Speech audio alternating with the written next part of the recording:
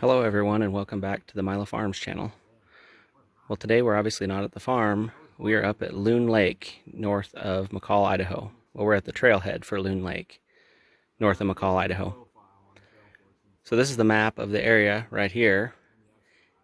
And what we're going to do is we're going to take the right hand fork of the trail starting at the campground down here. We're going to go up this trail all the way up here, all the way up to here. And then we're going to go up and see the B-23 bomber at the north end of the lake. And then we're going to come back and take this trail and go out here and then all the way back down to the campground.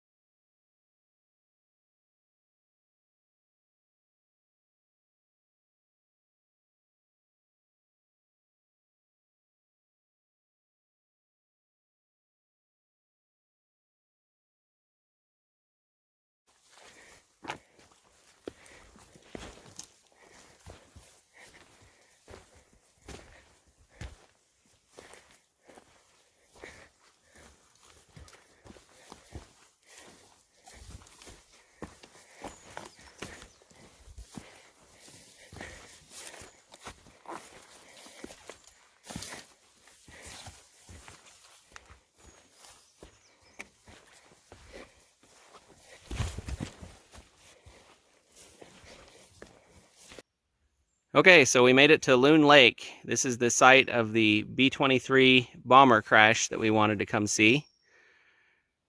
This plane crashed here in January 29th of 1943. It was returning from a training mission in Nevada and headed back to Washington. They got disoriented in a snowstorm, were having problems with icing, and were low on fuel. And they were able to find this lake that is directly behind the plane, and they landed, skidded across the lake and the ice, and slid into the trees at the end here. And this is where the plane has rested ever since.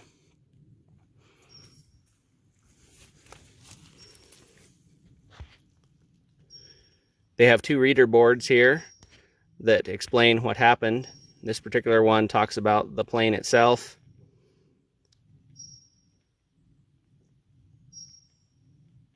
There was only 38 of these airplanes made, and they were replaced with newer types of planes before they were really even used.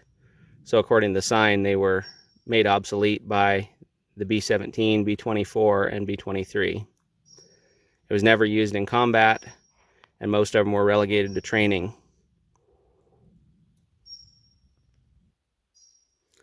This sign talks about the survival and the rescue of the gentlemen that were on board.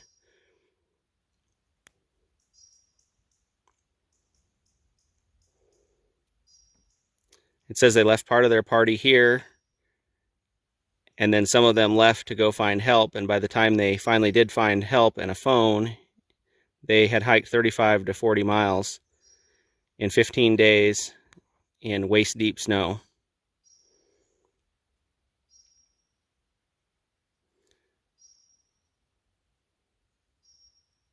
There was no fatalities in the crash, and everybody turned out to be okay, other than some minor injuries and frostbite and things like that when it was all done. The plane has gotten pretty torn up since then with a forest fire and vandalism, and then this whole right-hand side of the plane was apparently removed some time ago for repairs of another plane, and the parts were hauled away. But further out towards the lake, behind, you can see some other pieces that are scattered out there along the edge of the lake, parts of the wings and things like that.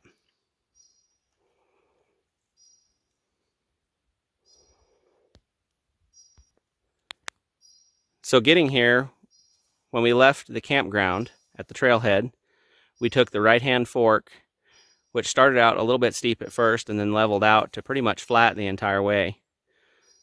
When we got to the lake, we took the right-hand loop around the lake, and about a half a mile before the airplane, there's a very small trail that takes off to the left that's marked with some rocks stacked on a log.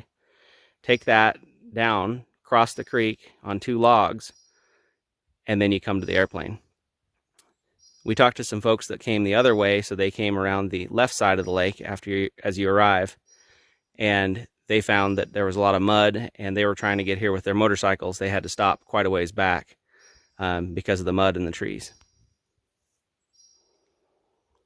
So when we leave, our plan is to take the other fork of the trail from the end of the lake and go back down to the campground. And so when we get back to the campground, we'll be coming in on the left trail that leaves the campground.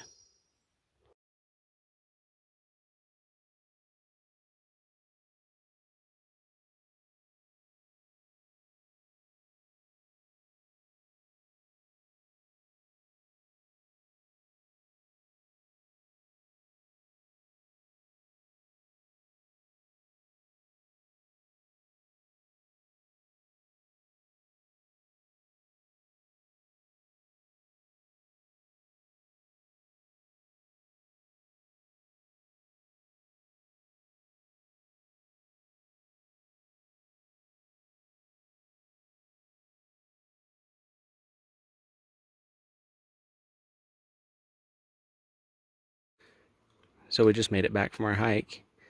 And what we did and found the easiest way to go was we started here at the trailhead. We took the right-hand fork of the trail. So what we did is we started here at the trailhead. We took the right-hand fork of the trail all the way up to the intersection at the lake, and that's 5 miles. If a person wanted to just make a quick day trip, all you would do is go up to there and then return. That'd be 10 miles. Then what we did is, rather than walking through the swamp on this side of the lake to see the airplane, which is right here, we took this trail, and you take it all the way around to approximately here, and there's a small trail that takes off to the left, crosses this creek on a log, and takes you right to the airplane with no water or mud or anything that you have to walk through. Then we came back down to this intersection and took the trail across to here, and then all the way back down to the campground. So all in all, that trail and hike was about 13 3/4 miles altogether. So that's what we found was the easiest way to get there, see the bomber, and get back without getting wet, number one, and then to see both sides of the trail. And again, if a person wanted to just get there, what's the absolute easiest way to get to the bomber is to start right here, go all the way up to the intersection, turn right, take the trail right here across to the bomber, and then come straight back the way you came. That is the absolute shortest and quickest way to get to the bomber. That would probably altogether be 5 miles to the lake and back altogether, so 10 miles, and then probably another 2 miles altogether getting out to the plane and back. So 12 miles, maybe 12.5 miles altogether.